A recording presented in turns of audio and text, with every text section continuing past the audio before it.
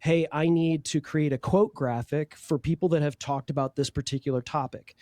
It should not take you longer than 10 minutes to find that.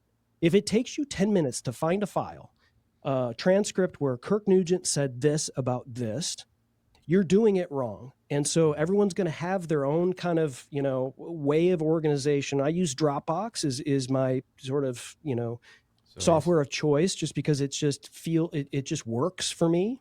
And, it's not just here's a dumping ground for podcast A, podcast B, podcast C. It starts there, right? Here's my client brand, right? But every single, here's a folder for all of their shows. And then underneath that, episode numbers, right? And then within those episodes, it's all of the assets, right? And so you're going to have the full length, you're going to have the transcript, you're going to have the cover art, you're going to have the podcast cover art, you're going to have the clips.